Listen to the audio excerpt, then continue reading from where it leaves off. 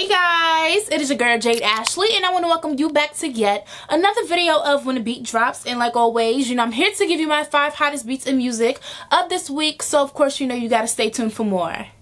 Okay guys, so let's dive into this week's beats. So my first beat of this week, I'll let you guys know my last video of When a Beat Drops, which is the 2017 Soul Train Awards. Now I wanted to do a separate video for the Soul Train Awards, but the way my scheduling is set up or whatever the case may be, but I definitely could not do this video without mentioning this award show, because the Soul Train Awards is definitely one of my favorite award shows that come up each year. And one reason is because I feel like they do a great job when it comes to bridging, the old school R&B artists and the new R&B artists, together, and just making it like an all great show. Like every performance is always on point. You're gonna get real singing. Like it's just nothing is mediocre about the Soul Train Awards, and you can literally enjoy that show from the very beginning to the very end. So let's get into the 2017 show. So this year, Erykah Badu, she hosted the show for the 3rd year in a row. She always has an amazing sense of humor. She's been doing a great job hosting the show. So I definitely expected nothing but a great show when it actually aired last weekend. So we can just go in order as far as like how the show happened. So SWV, they opened up the show. They were one of the 2 honorees of that night. They received the Lady of Soul Award, but before they received their award, they opened up the show when they performed their classic hits. So they did a melody of their song. They were celebrating 25 years. 25 freaking years. I'm 23, so that means they got together, or they started releasing music when I was like 2 years old. So they were celebrating 25 years together, and they just did like a slew of like their classic hits. So it's like from the minute that the show started, either if you were at the show, obviously you were up outside, like up out of your seat, but if you like me at home watching, you were just like standing in front of your TV singing and dancing and stuff like that. So it was dope to see them open up the show, because I know even though it's been like 25 years, they're still out here, they're still performing, they're still doing shows and stuff like that. And we even got a glimpse of that when they used to have their show on WeTV. So it was just a dope opening, just great vibes from the beginning, just set off the vibe real nice. But other than that, the first award that was given out that night was the Soul Train Certified Award. So when they said the nominees, I already said to myself, no. When they said the nominees, I was like, ooh, this is kind of hard. So then I think it was Dion Cole from Blackish. He was the one that presented that award. So he was like, oh, we have a tie. Like there's 2 winners. It's like the first time this has ever happened. So giving the list of nominees for that award, I was like, oh, the 2 winners definitely have to be Lettucey and BBD, which it was. So Lettucey and Belle Biv DeVoe, they both won the Centric the Soul Train Certified Award. So that was definitely something dope. And I think if I'm not mistaken, BBD said that there was I could be wrong, but I think from watching the show, I think they said that was like their first award or some shit like that. Well, some stuff like that, excuse me. But yeah, so BBD, they're an extension of New Edition, and but it was real dope, and I'm glad that I was able to guess who won that award, because I mean it was just pretty obvious, and it was like real deserving. Lettucey, she's a dope, amazing neo soul artist who can sing her ass off. So I think well deserved. When you got like really deserving people, if it's a tie, don't sit here and give it to it. Just they both deserved it, long story short. But other than that, we have to move on to the Soul Cypher. Now, this is one reason why I love Erykah Badu, and why I love that she hosts this show, or she's been hosting this show for the past 3 years, is because when she first hosted the show, she was like, we're going to set this rule where there's not going to be no rappers and, no hippity hop, how like the older folks say it. So she was like, it's not going to be no hip hop, and her, all her baby daddies is rappers. But, she was like, it's just real strictly like R&B, grown folk music and stuff like that. So I like the fact that she took something from the hip-hop world, which is the cyphers, even like the BET Awards, the BET Hip Hop Awards, they're known for doing the cyphers each year. So she took an aspect from, outside of R&B music and brought it into R&B music, and just made it so dope. So this was just another great year of the Soul Cypher. This year for the Soul Cypher, we had Fantasia, Faith Evans, Blige, and Molly. And when I tell you, Fantasia, everyone did amazing, but Fantasia and Faith Evans, just the way it just flowed, and you was just like, and then I can't explain it. Like, you had to see it, and if you didn't see it, definitely look it up without a doubt, because it was just, especially when you have Fantasia, who sings her throat off. She sings her shoes off all the time, but she didn't sing her shoes off in this cypher. But you know, she sung just she killed it. And then Faith Evans, she just came in, and it was amazing. It was dope. It was amazing, and definitely it was one of the top moments that was talked about on social media as the show was airing on BET, without a doubt. Definitely probably one of the best out of the 3 years that it's been going on. So another thing that had everybody talking was 112. They performed. Now actually this year, I think last month, I believe it was, because we're in December now, they released their latest album. So it was like they're back together releasing new music and stuff like that. So 112, they hit the stage, and I believe the first song that they were singing was from their new album. So I'm like, oh, okay, this is cute. You know, they still together, they releasing music and all of that good stuff. But when y'all gonna start performing the classics? So after they finished performing their first song, they broke into all of their classic songs. So they had It's Over Now, Peaches and Cream. Like, they was just getting into it, and you was just sitting there singing, and you was just like, yes, yes, yes. Like, it was just amazing. But everybody was definitely cracking on them when it came to the dance moves, because like they went all out. Not only was they bringing the vocals, but they was like, nah, y'all, we gonna bring y'all the dance moves too. So to us, you know, 112, they've been around forever, since like we was like little kids. So we just sitting there look at these older guys just on stage, and they really trying to like break it down, and like, but needless to say, they definitely put on a hell of a show. They did an amazing job. They definitely took the audience, the viewers at home, down memory lane, and it was just an overall great performance, even if they had a couple of struggle moves in there or whatever. But it was a dope performance overall. Other than that, the moment that everybody was waiting for, or one of the top moments that they were waiting for, was when SWV won the Lady of Soul Award. So Belle Biv DeVoe presented them with the award, and just like, I love when people are honored or when they win specific special awards, because I love those video montages, and you know, just pretty much watching, you know, their whole career in like a 2 to 3 minute video or something like that, the highlights of their career, and just like all of these, you know, amazing people in the industry just speaking highly of the person or the people, as far as this award goes, being honored and stuff like that. So it was just so dope. And I think one thing that baffled the out of me was 25 years together, and this was literally their first award that they've ever won. Like, 5 years. And I'm like, why did it take 25 years for SWV to win an award? Like, bro, that's SWV. Like, when you think of like classic 90s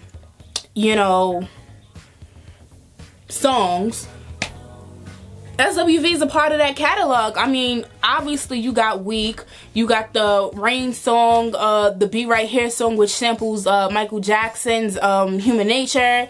Like, it's just like they have classic songs that will forever go down in R&B as one of the, definitely because, you know, the 90s is coined as the what is it, the golden era hip hop and R&B. So I'm like, why is it that they never won an award, and here they are 25 years later and they're finally getting an award? Like, that just shocked the hell out of me, to be honest. But I mean, I guess better late than never, because, you know, but the acceptance speech was definitely dope as well. And I mean, they needed that long acceptance speech because, you know, for them to finally get an award. But it was great to see them get that award and to see them being recognized for all that they've done and all they contributed when it came to R&B music. Following that, they had the inspirational moment of the show, which was brought to us by Mr. Kirk Franklin. So he riled up Lettucey, Daniel Caesar, who's a new artist who's doing it big. We're gonna talk about him later. Major, he's a singer. I remember seeing him before. I believe it might have been last year's Soul Train Awards. They have like a side stage where, you know, like up and coming artists perform and stuff like that. So I believe that's why I saw him perform. It was either the side stage at the Soul Train Awards or maybe the side stage at the BET Awards. I can't remember which award show, but I do remember seeing him. And then also Leandra Johnson, that one. Remember Sunday Best on BET? She was one of the winners of Sunday Best. So they came together and it had like this whole inspirational moment, and it was just great because he put together real singers, you know, and uplifted the whole audience. And then the last moment that I want to talk about, which was the second highlight of the show, which was when Toni Braxton, living legend in my Tamar voice, she won the Legend Award, rightfully so. So Soul Train, when I tell you, they do an amazing job when it comes to putting together like tributes and stuff like that. I remember it was the 2015 Soul Train Awards. They honored Babyface. And you know, they had all the artists come out, artists that he worked with or even artists that he didn't work with. They performed the songs that he was responsible for. And I promise you, the day after, Soul Train Awards comes on a Sunday, so the day after, at this time I was taking a songwriting class. I was still in, you know, undergrad and stuff, and I took a songwriting class, and we had, for our final, we had to do a paper on like a producer or something like that. I'm like, yo, I'm doing Babyface. After watching that tribute that they did for him at the Soul Train Awards, I'm doing Babyface. Needless to say, I got an A on that paper. But the whole point of me telling that story is that I feel like Soul Train does an amazing freaking job when it comes to placing, you know, when it comes to honoring people. They do an amazing job at putting tributes together. So to honor Toni Braxton for her her Legend Award, they had Ro James, Jessie J, and Luke James. Like, bro, like, I was just so excited. So Ro James, he performed 7 whole days. Jessie J, who I feel like she's an honorary black person because she just sings her throat off, she sung You Mean the World to Me. And then Luke James just came, slaughtered it and murdered it, and did it off with Unbreak My Heart.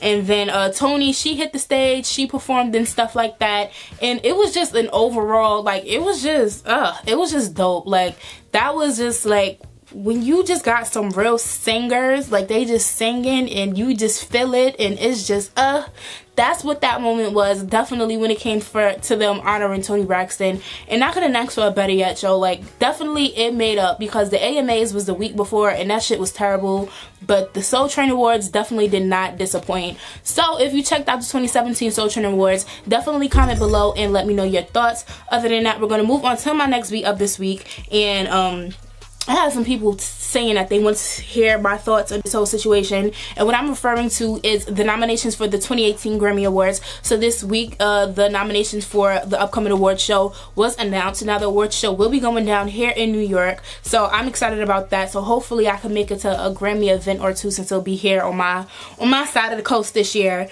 But yeah, so they did the nominations. There's been a lot of, you know, talk about the nominations, so I'm just gonna read a couple of categories real quick, which is obviously going to be the R&B and hip-hop categories. So for album of the year, we have Awaken My Love, Childish Gambino; 444, Jay-Z; Damn, Kendrick Lamar; Melodrama, Lord; and Bruno Mars. Now, the one thing about this category that everybody has been talking about is, like, for the first time in years, there hasn't been a white male nominated in the album of the year category. The only white person in there is Lord. Other than that, you got Childish Gambino, Jay-Z, Kendrick Lamar, and Bruno Mars. And I think he's a Hawaiian, but us black people, we accept him, so he black, whatever. So yeah, that's album of the year. Then we have Song of the Year, which is Despacito, which is Luis Fonsi, Daddy Yankee featuring Justin Bieber. Now that's definitely been like a really big, like, Spanish hit or whatever throughout this year. Then we have 444, Jay-Z; Issues, Julia Michaels, never heard of it. 1-800-272-8255, which is the suicide hotline number, which is also a song by Logic featuring Alessia Cara and Khalid, and that's definitely been a really big song. It's been doing well on the charts, but also just the help that it's brought in, it's gotten like a lot of positive attention, as it should. So that's one song. And then That's What I Like, Bruno Mars. So Best New Artist, Alessia Cara, Khalid, Lil Uzi Vert, Julia Michaels, told you never heard of her, and SZA. So, you know, I feel like it's a great category as well. Best R&B Performance, Get You, Daniel Caesar featuring I can't pronounce that, but Daniel Caesar, he got nominated for Best R&B Performance.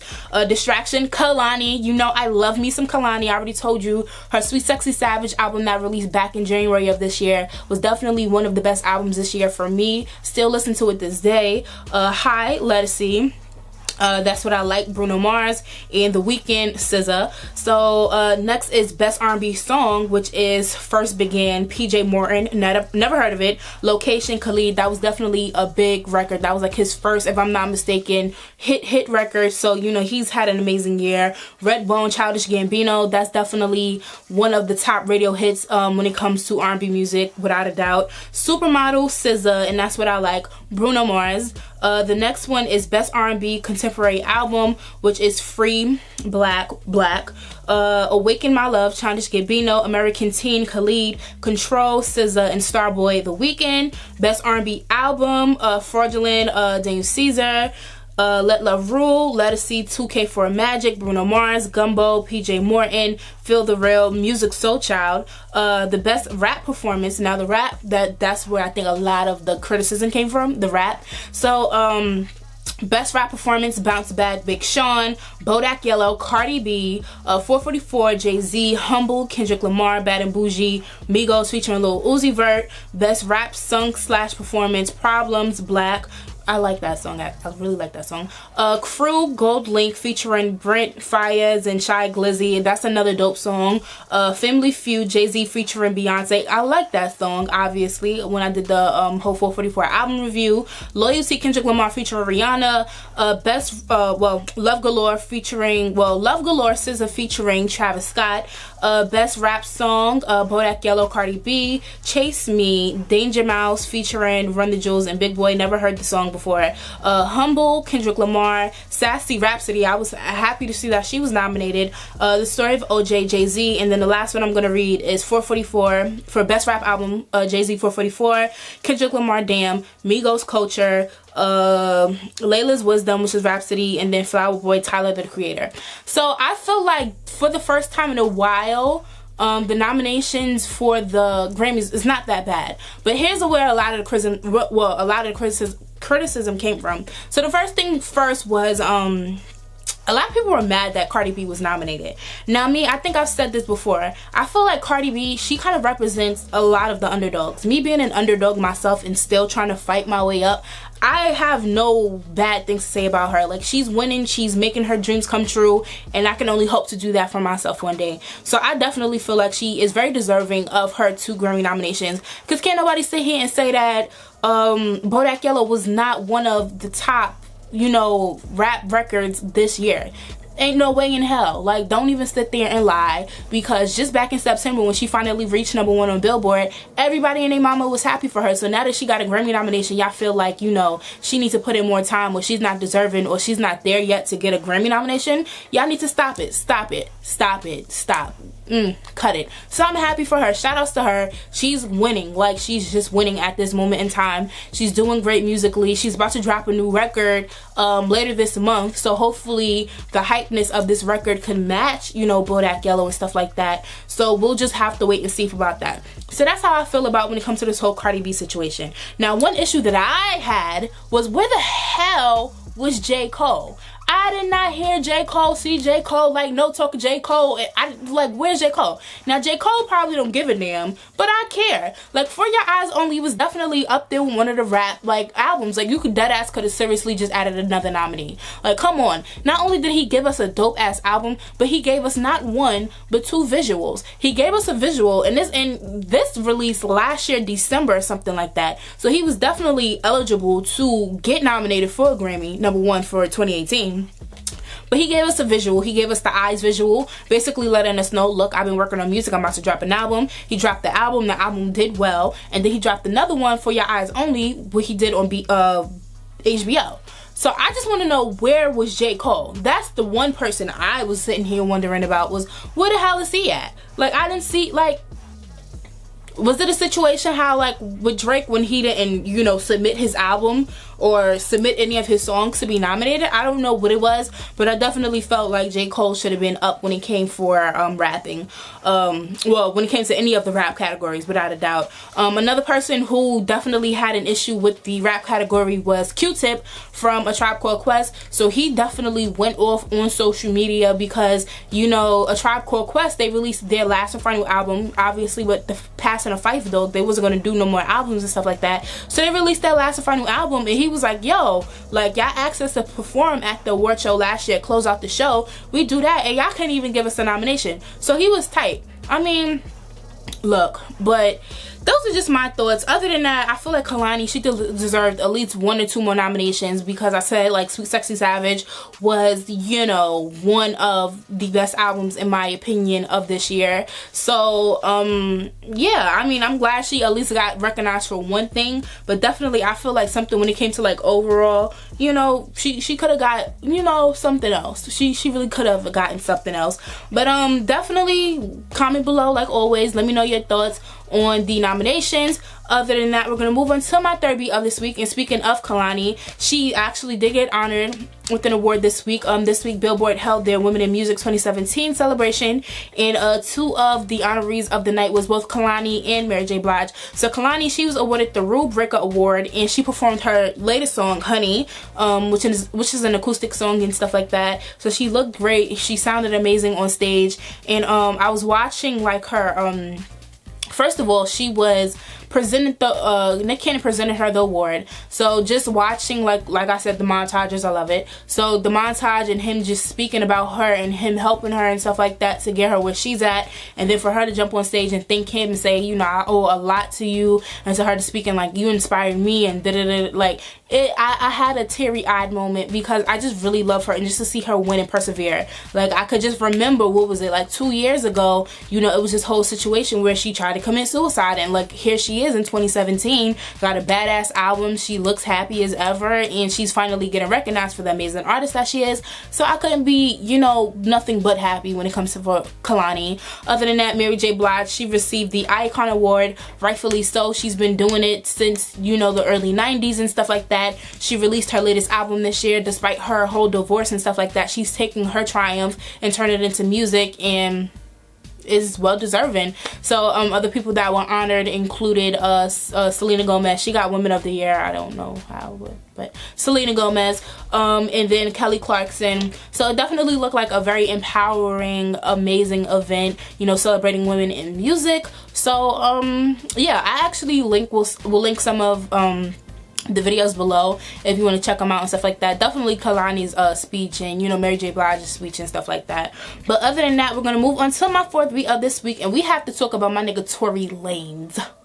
Alright, we got to talk about Tory Lanez. So Tory Lanez, I guess, was up here in New York this week, and he stopped by Hot 97. He stopped by Funk Flex's show, and anybody who knows New York radio knows New York rap and stuff like that, definitely Hot 97, out of the 2 main stations here when it comes to hip hop and R&B, I will say that Hot 97 is more, you know, delved into the rap culture. So one thing that a lot of rappers do when they come to Hot 97, they go on Flex's show, and, you know, they freestyle, and, you know, that's the, you know, let us see your bars and stuff like that. Now, we know Tory Lanez to be both a rapper but also a singer as well. I definitely feel like a lot of his hit singles come from his singing side and not so much his rapping side, which, I mean, I guess is okay or whatever. He still sees successes in other ways, and look, he can give us variety. But my nigga, he went to Funk Flex's show, and he sat here and murdered this freestyle. Like, he showed how he was a real lyricist, alright? The video was 8 minutes long, alright? So he rapped over the Uchiwali instrumental, and he just started going, like, literally, like, from the beginning, then up to like a little bit after the 6-minute mark, he kind of like not tripped up, but he looked like he was running out of fuel, and then he picked it back up for like that 7-minute mark, and then, you know, he just killed it. Like, I don't know how else to describe it. I know Funk Flex, he was like, I'm gonna just let it be known right now, a couple of rappers come up here, they sit here and they freestyle, they gotta do more than one take. He's like, he didn't have to do more than one take. He said that was a whole take right there. Like, he killed it, and he really did kill it. So if you have not seen that freestyle, I'm going to link that shit below for you, because he killed it. Regardless, I don't care what nobody says, I don't care what a hater gotta say, give him his props. He killed it. All right. Other than that, we're gonna move on to my last beat of this week, and I have to talk about Mr. T-Pain. So T-Pain, he out here just ruining stuff for people. Like, nobody asked him to do this. So he decided to go to Twitter, and he decided to correct us on his song lyrics. Like, I know it's his song, I know he wrote it, but let us think what we want to think. I mean, so the first tweet, he decided to let us know about the lyrics for his song for Buy You a Drink. So in the tweet he says, it's and then, not ooh wee, but really it's whatever you want it to be. Just enjoy the song however you hear it. I appreciate you listening. The and then, I'ma buy you a drink, ooh wee, I'ma take you home with me. Now I'ma buy you a drink, and then, no, I like the ooh wee part. As long as that song's been out, I think we should stick with the ooh wee. Like, nobody asked him to tell us about that. But then he proceeded to go, and he proceeded to tell us about another song of his. So you know his song, All I Do Is Win, right? With DJ Khaled. So he's on the chorus for that. So, you know, all I do is win, win, win, no matter what. And then put your hands up, and they stay there, and they stay there, and they stay there, up, down. No, he says, well, he says, I don't want to throw another wrench in your childhood, but also everybody hands go up and they stay there. And then he says the next lyric is, and they say yeah. No, we could just stick with, and they stay there, and they stay there, and they stay there, up, down, up, down, up, down. All I do is what? Like, come on, you did not, like, come on, let it be, bro, let it be. Like, you know, and my reaction was everybody else's reaction. Like, it was kind of like, wow. So T-Pain, he's pretty much just out here ruining our childhood, our lives, and telling us about his lyrics instead of us letting us think what his lyrics are. That was it. But yeah, those are my 5 hottest beats in music of this week. So yeah, that'll be all. Okay guys, so I want to thank you for tuning in to this week's video, and of course, you know, I have to end every single video by reminding you guys to comment, like, subscribe, and share. It would greatly be appreciated. I have one quick note to leave you guys with, and that is Miguel. He just released his latest album, War and Leisure. So if you're looking for some new music to listen to this weekend, like I'll be listening to, definitely check out his album, and we'll see what I think about it, you know, in a future video. But other than that, you know, I have to leave you with my song of the week, and my song of the week is gonna have to go to Fabulous and Jadakiss. So last week on Black Friday, they released their album Friday on Elm Street, and it's literally anything everybody's been talking about, at least definitely here in New York, because that's New York rap. So, you know, everybody's definitely been loving it, and one of the hottest songs off of that whole project is their song Soul Food. So if you want to check out that song in its entirety, you can definitely head over to my blog at www.jade-ashley94.blogspot.com. Once again, I thank you for tuning in, and I will see you next time. So bye. Hey guys, thank you for watching, and don't forget to share and subscribe, and I will see you all next time.